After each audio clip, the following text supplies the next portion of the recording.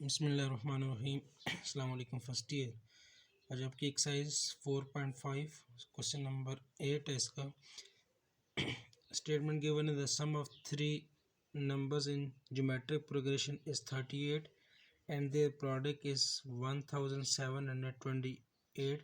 Find the number. ठीक कहते हैं कि आपके पास एक ज्योमेट्रिक प्रोग्रेशन है जिसमें आपने कोई भी तीन नंबर लेने हैं। ठीक है, कंसेक्टिव तीन नंबर। ज्योमेट्रिक प्रोग्रेशन ये कहता है कि उनका जो सम है वो 38 के इक्वल हो, और अगर उनका प्रोडक्ट 1728 के इक्वल हो तो नंबर्स कौन से होंगे।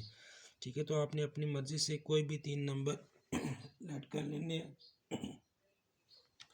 ज्योमेट्रिक प्रोग्रेशन के। ठीक है, मैंने नंबर लेट कर लिए ए बाई आर। ठीक है, कॉमन रेशो सेम होगी। ए बाई आर को ए के साथ मल्टीप्लाई करेंगे, नेक्स्ट नंबर ए आ जाएगा। फिर आर के साथ मल्टीप्लाई करेंगे तो ए आर। ठीक है, आप ए आर ए स्केयर भी रख सकते हैं। ठीक है, इसी तरह मैंने नंबर रख लिया 1/r ए और ए आर।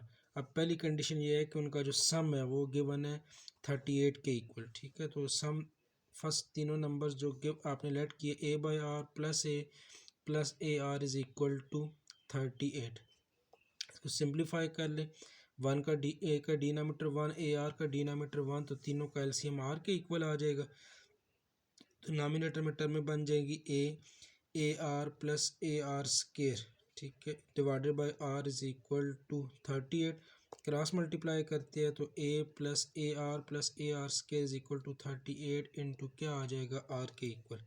उसके बाद दूसरी कंडीशन ये गिवन है कि आपके पास ये इनका जो प्रोडक्ट है वो गिवन है 1728 के इक्वल। तो A R multiply by A R is equal to 1728।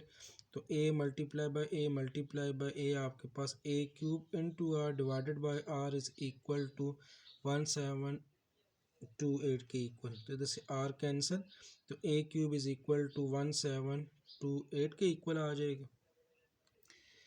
तो A cube is equal to 1728 को आप 12 का क्यूब भी लिख सकते हो। ठीक है, दोनों वैल्यूज़ आपस में इक्वल है। अगर बेस इक्वल है, पावर आपस में भी इक्वल होती है। तो इसमें पावर इक्वल है तो बेस फिर आपके पास इक्वल आएंगे, तो ए की वैल्यू क्या आ जाएगी 12 के इक्वल। अब ये जो ए की वैल्यू आई है जो आपके पास इक्वेशन नंबर 1 थी, ए प्लस ए आर के is equal to 38 into R, उधर आप ए की वैल्यू पुट कर दे तो 12r plus 12r square is equal to 38 into R. तो ये 12r स्केयर प्लस 12r, इसको इस तरफ शिफ्ट करते हैं तो minus 38r plus 12 is equal to 0। अब ये 12r माइनस 38r आपके पास आ जाएगा 26r के इक्वल। तीनों में 2 कॉमन है तो 6r square minus 13r plus 6 बाकी बच जाएगा। 2 मल्टीप्लाई इस तरफ आके डिवाइड होगा तो 0/2 0 के इक्वल ही आ जाएगा। तो 6r square plus 13r plus 6 is equal to 0। Mid term break कर देनी है आपने, तो इसके फैक्टर क्या बन जाएंगे 6r square minus 9r minus 4r और प्लस 6। ठीक है, दोनों को ऐड सब्ट्रैक्ट करेंगे तो माइनस 13, मल्टीप्लाई करेंगे तो फर्स्ट और लास्ट का प्रोडक्ट प्लस 36 के इक्वल ही आएगा। तो पहली दो टर्मों में से 3r कॉमन है, बाकी इधर बच जाएगा 2r माइनस 3। इधर से minus 2 common, 2r minus 3 is equal to 0। तो इधर से 2r माइनस 3 दोबारा कॉमन आ जाएगा, बाकी वैल्यू क्या बचेगी 3r minus 2 is equal to 0। तो 3r minus 2 is equal to 0। इधर से दूसरी वैल्यू आ जाएगी 3r minus 2 is equal to 0। इधर से 2r is equal to minus 3, दूसरी जाएगा प्लस 3 आ जाएगा। इधर से 3r is equal to 2, r की वैल्यू चाहिए 2 मल्टीप्लाई इधर डिवाइड, तो r इज इक्वल टू 3/2। इधर से r is equal to 2 divided by क्या आ जाएगा 3 के इक्वल आ जाएगा। अब ये कॉमन जो रेशो आपके पास है r की वैल्यू 3/2 भी आ गई है और 2/3 भी आ गई है। अभी जो आपने नंबर लेट किए थे स्टार्ट में a/r ए और ए आर, वो आपने नंबर फाइंड आउट करने। तो r की वैल्यू एक 3/2 और दूसरी r की वैल्यू क्या आ गई थी 2/3। ठीक है, तो नंबर्स आपने लेट किए थे a/r ए और ए आर के इक्वल। अब ये दो मुख्तलिफ कंडीशन बनेगी r की वैल्यू 3/2 के लिए और r इज़ इक्वल टू 2/3/2। एक 3/2 और दूसरा 2/3 के लिए। जब r की वैल्यू आप 3/2 रखते हो तो नंबर क्या आ जाएगा, a की जगह 12, r की वैल्यू 3/2, a की वैल्यू 12 आ जाएगी, a 12 और r 3/2। ये 12 फ्रैक्शन उलट के 2/3, ठीक है। 12 और 3 कैंसिल तो 4 बाकी बच जाएगा।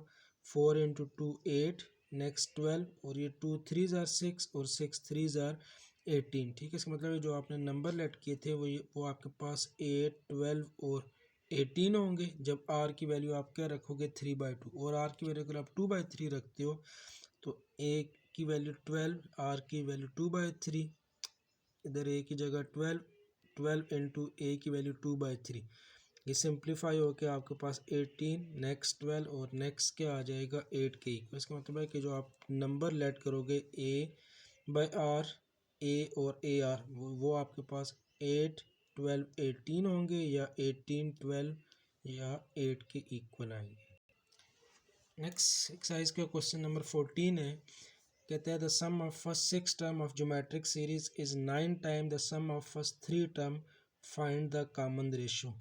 कहते हैं कि एक ज्योमेट्रिक सीरीज की पहली 6 टर्मों का सम और उसकी पहली 3 टर्मों के सम का जो 9 टाइम है वो अगर आपस में इक्वल हो तो आपने बताना है कि उसकी कॉमन रेशो क्या होगी, ठीक है। गिवन क्या है कि sum of first 6 terms is equal to 9 time of sum of first 3 terms, ठीक है। मीन S6 की वैल्यू और 9 टाइम ऑफ S3 की वैल्यू जो है वो आपस में इक्वल है। कॉमन रेशो आपने फाइंड आउट करनी है। तो उसके लिए अब आपने S6 और S3 के लिए देखना है कि फार्मूला क्या बनता है। अब सम के लिए फार्मूला होता है SN is equal to A1 R की power N-1 divided by R-1, ठीक है। दो फार्मूले होते हैं 1 minus R N divided by R-1, दोनों फार्मूले में से कोई एक फार्मूला आप यूज़ कर सकते हो, ठीक है। तो S N is equal to A1 R power N-1 divided by R-1। अब S6 है तो एस एन की वैल्यू इधर 6 पुट करेंगे, तो S6 is equal to A1 R की पावर N की जगह 6-1 डिवाइडेड बाई R-1। अगर आप S की जगह S3 की वैल्यू फाइंड करनी है तो N की जगह 3 रखेंगे, तो S3 is equal to A1 R power 3-1 divided by क्या आ जाएगा R-1 के इक्वल। तो S6 की वैल्यू पुट कर देंगे A1 R power 6-1 divided by R-1 is equal to 9 time of R power 3-1 divided by क्या आ जाएगा R-1 के इक्वल। अब ये R-1 दोनों साइड से कैंसिल हो जाएगा, उसके बाद ये A1 और A1 भी कैंसिल, बाकी वह क्या बचेगा R power 6-1 is equal to 9 time of R power 3-1 के इक्वल। 9 को अंदर मल्टीप्लाई कर देंगे तो 9R3-6 -9, ये R पावर 6-9 इधर शिफ्ट करते हैं तो -9R³ और ये +9 इज इक्वल टू 0। तो R पावर 6 -9R³ -1 और +9 आ जाएगा, +8 is equal to 0। Mid term break कर देंगे, फैक्टर बना देंगे, तो फैक्टर क्या बनेंगे R6, ठीक है। फर्स्ट और लास्ट का प्रोडक्ट बनता है 8R6, तो 8 के दो ऐसे फैक्टर जिनसे -9 आए, तो -8R³ और -R³ के इक्वल आ जाएगा। दोनों टर्मों में R³ कॉमन है, R³ -8 minus common R³ -8 equal to 0। R³ -8 दोनों टर्मों में से कॉमन, बाकी बचेगा R³ -1 इज इक्वल टू 0। दोनों का प्रोडक्ट 0 के इक्वल है, तो R³ -8 इक्वल टू 0 और R³ -1 is equal to 0। R³ is equal to 8, R³ is equal to 2 का क्यूब, पावर सेम है, बेस भी इक्वल होंगे, तो R की वैल्यू क्या आ जाएगी 2 के इक्वल। इधर आपके पास R³ इज इक्वल टू 1 का क्यूब, R की वैल्यू क्या आ जाएगी 1 के इक्वल। लेकिन जो आपके पास कॉमन रेशियो है वो लेस देन 0 ग्रेटर देन 0 और इक्वल टू 1 ट्रिवियल सोल्यूशन में होती है, तो इधर आप R की वैल्यू 1 नहीं ले सकते, तो आपके पास जो कॉमन रेशियो है वो किसके इक्वल आ जाएगी 2 के इक्वल आ जाएगी। नेक्स्ट इसका क्वेश्चन नंबर 11 है। कहते हैं कि if A pth qth and rth term of geometric progression is a b c respectively, then show that a power q minus r, b power r minus p and c power q p minus q is equal to 1। अब आपने pth qth and rth term find करनी है। अब geometric progression की जो nth term होती है वो an is equal to a1 r की पावर n-1। अगर pth टर्म चाहिए तो n की जगह p पुट करेंगे, तो ap is equal to a1 r की पावर क्या आ जाएगी p-1। लेकिन ap तो आपके पास किसके इक्वल गिवन है, a के equal. a is equal to A1 और R की पावर क्या आ जाएगी P-1। इसी तरह n की जगह q पुट करेंगे तो ये क्यूथ टर्म आपके पास आ जाएगी, तो A Q is equal to उधर A1 R की power Q-1 implies that A Q आपको क्वेश्चन में b के इक्वल गिवन है, तो b is equal to A1 R की पावर क्या आ जाएगी Q-1। इसी तरह आर्थ टर्म चाहिए, तो ये आपके पास ज्योमेट्रिक प्रोग्रेशन का जो फार्मूला था इधर आप r पुट करोगे तो AR is equal to A1 R की पावर R-1। तो आपके पास AR is equal to A1 R की पावर R-1। AR क्वेश्चन में आपको गिवन है C के equal, C is equal to A1 R की पावर क्या आ जाएगी R-1 के इक्वल आ जाएगी। अब लेकिन आपको वैल्यू चाहिए थी A की पावर Q-R, B की पावर R-P और C की पावर Q-P-Q इनका प्रोडक्ट। अब आपने A की पावर Q-R फाइंड आउट करनी है, तो ये जो आपके पास ये फर्स्ट इक्वेशन थी A is equal to A1 R की पावर P-1, इधर आपको वैल्यू चाहिए A की पावर Q-R, दोनों तरफ आपने पावर Q-R ले लेनी है। तो ए की पावर ए की पावर इधर भी Q- है, ठीक है, क्योंकि आपको ए की पावर Q-R चाहिए था, तो ए की power Q-R is equal to A1 R की पावर P-1 और होल पावर क्या आ जाएगा Q-R के इक्वल। तो ए की power Q-R is equal to दो वैल्यू का प्रोडक्ट है, होल पावर है, दोनों की पावर अलग अलग लेंगे, A1 की पावर Q-R अलग और R की पावर P-Q की पावर क्या आ जाएगी Q-R। अब पावर की पावर इसमें मल्टीप्लाई हो जाएंगी आपस में। अब इसी तरह जो नेक्स्ट आपको वैल्यू चाहिए वो B की पावर R-P, तो ये जो आपके पास B वाली टर्म थी इसके आपने दोनों तरफ R-P लेने। उसके बाद C की पावर P-Q चाहिए, तो C is equal to A1 R की पावर R-1 जो है आपने दोनों तरफ पावर क्या लेनी है P-Q ले लेनी है।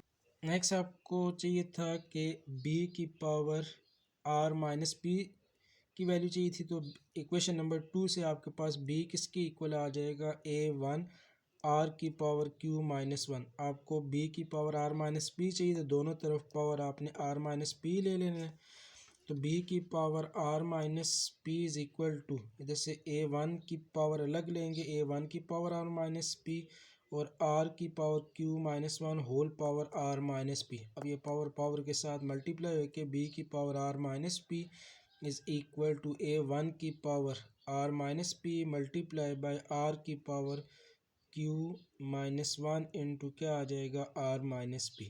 उसके बाद लास्ट वैल्यू आपको चाहिए थी C की पावर P-Q, उसके लिए इक्वेशन 3 आपके पास गिवन थी C is equal to A1 R की पावर R-1, दोनों तरफ आपने पावर P-Q ले लेनी है। तो C की पावर P-Q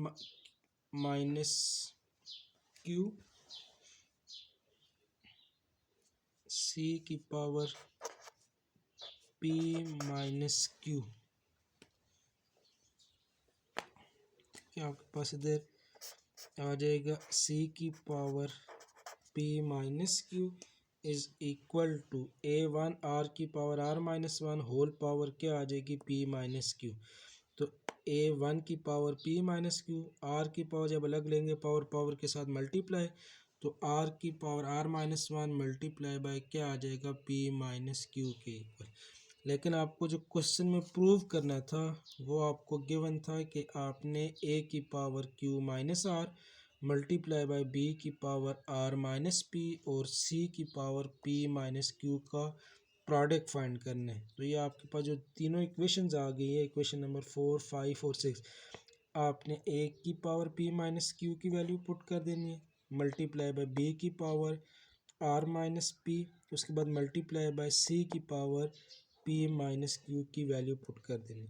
अब ये तीनों वैल्यू मल्टीप्लाई हो रही है, A1 इधर भी मौजूद है, A1 इधर भी मौजूद है, A1 इधर भी मौजूद है, तीनों बेस सेम है, बेस सेम तो पावर आपस में ऐड हो जाएंगी, तो आपके पास A की power Q-R plus R-P plus क्या आ जाएगा P-Q के इक्वल। इसी तरह R इधर भी R इधर भी R है, बेस सेम है तीनों के, बेस एक लेना, पावर इनकी ऐड हो जाएंगी, ये first power plus second power और ये प्लस आपके पास क्या आ जाएगा थर्ड पावर के इक्वल। तो क्या बन जाएगा, एक जो A1 बेस सेम था सबकी पावर A1 की पावर ऐड कर देंगे तो Q minus R, R minus P और plus P minus Q multiply by जो आर तीनों का बेस सेम था, पावर आपस में ऐड हो जाएंगी। P minus one multiply by Q minus R plus Q minus R multiply by R minus P plus R minus one multiply by क्या आ जाएगा, P माइनस क्यू के इक्वल। अब इसकी जो A1 की पावर है, ठीक है, positive negative cancel, Q minus Q, R minus R और P माइनस पी कैंसिल, और R की पावर, ठीक है, इन दोनों को multiply P into Q, P Q minus आपके पास पी आर माइनस क्यू और प्लस आर, ठीक है। तो आपने ये तीनों की जो पावर है, ठीक है, जो पहले प्रोडक्ट आपस में बने हुए प्रोडक्ट आपस में मल्टीप्लाई करने हैं, तो ये आपके पास इसकी जो आर की पावर है, ये भी एक वैल्यू पॉजिटिव और एक नेगेटिव आएगी। ये पी क्यू नेक्स्ट आपके पास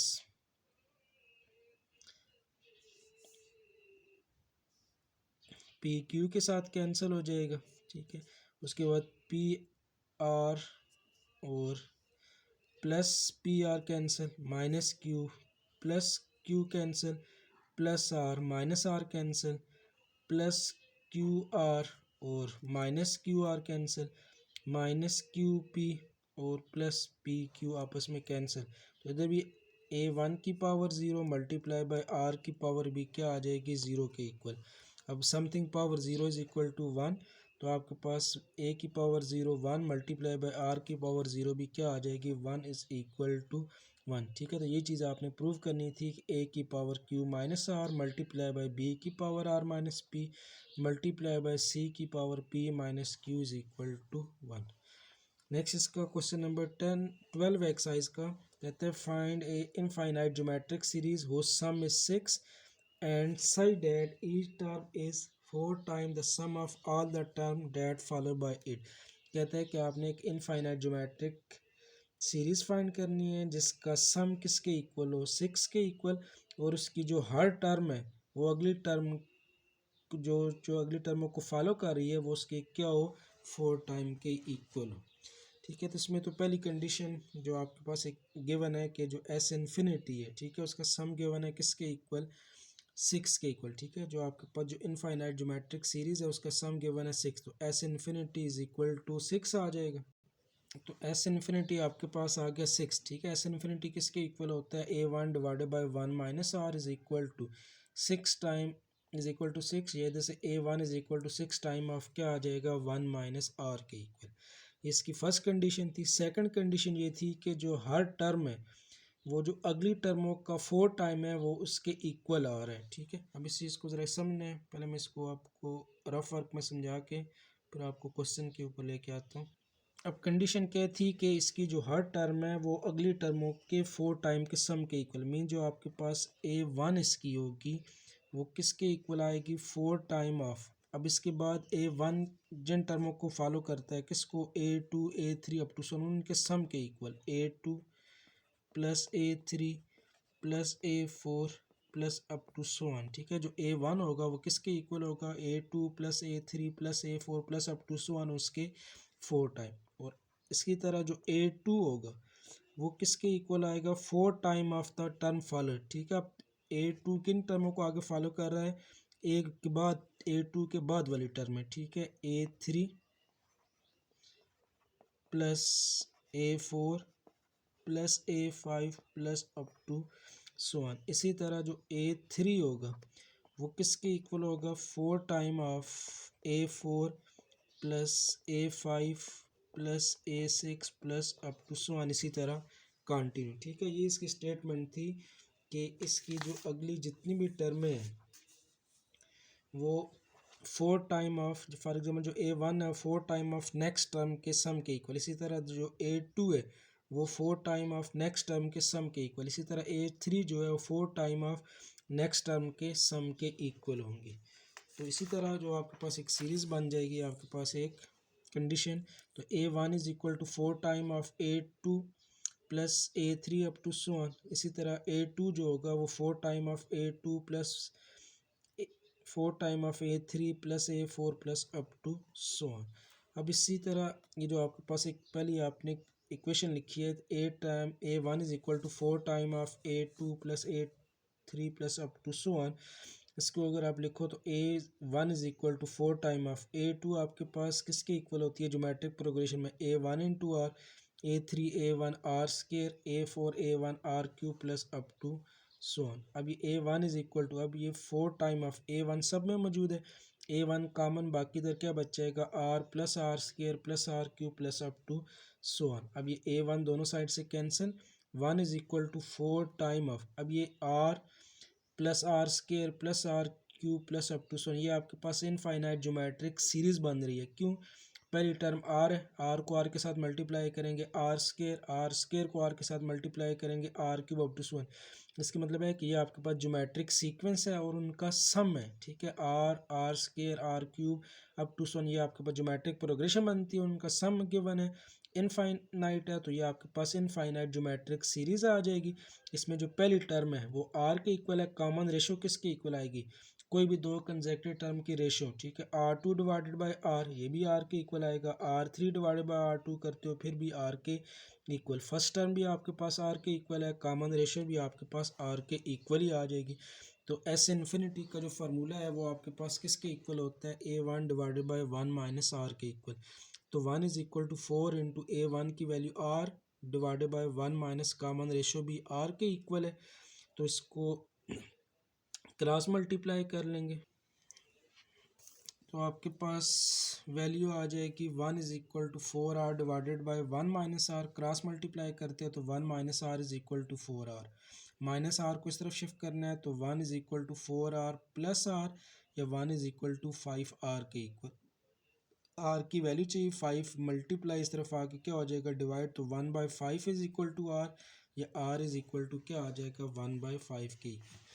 अब ये जो आर की वैल्यू आई है, जो आपके पास इक्वेशन 1 आपने बनाई थी जिसमें उसने S infinity is equal to 6 के इक्वल गिवन था, उसमें वैल्यू पुट करनी है, तो दिस इक्वेशन बनी थी A1 is equal to 6 time of 1 minus R, R की वैल्यू आपने पुट कर देनी है 1 बाई 5।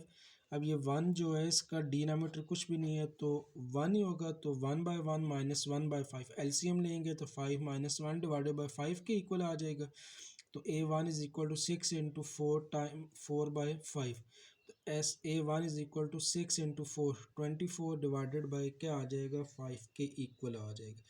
अब आपने उसने क्वेश्चन में कहा हुआ था कि आपने इनफाइनाइट ज्योमेट्रिक सीरीज़ है वो फाइंड आउट करनी है। अब ज्योमेट्रिक सीक्वेंस की टर्में जो होती है, first term A1 second A1 R third A1 R square, next A1 R cube up to so on. आपको सीरीज चाहिए तो उसका आपने सम फाइंड कर लेना है, तो A1 plus A1 R plus A1 R square plus A1 R cube up to so on. A1 given है 24 बाई 5 के इक्वल जो आपने फाइंड की है, और कॉमन रेशो गिवन है 1 बाई 5 के इक्वल, तो वैल्यू पुट कर देंगे 24 बाई 5 प्लस A1 की जगह 24 बाई 5, आर की value 1 by 5 plus 24 by 5 into 1 by 5 का whole square plus up to so on. तो ये 24 by 5 plus 24 divided by 5 into 5 25 plus 24 divided by 1 का स्केयर 1, 5 का स्केयर 25, 25 मल्टीप्लाई बाई ये वाला 5 होगा तो किसके इक्वल आ जाएगा 125 के इक्वल। तो आपके पास जो ज्योमेट्रिक सीरीज़ है वो क्या बन जाएगी 24 by 5 plus 24 by 25 plus 24 by 125 plus up to so on. ऐसे एक्सरसाइज का क्वेश्चन नंबर 13 है, ठीक है, इंपॉर्टेंट क्वेश्चन। इसका कहता है कि if y is equal to x by 3 plus x square by 3 square plus x cube by 3 cube plus up to so on where x is greater than 0 and less than 3, कहते हैं then show that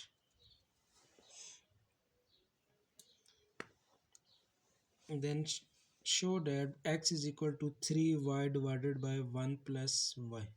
ठीक है, आपको एक series given है, y is equal to x by 3 x square by 3 square x cube by 3 cube plus up to so on.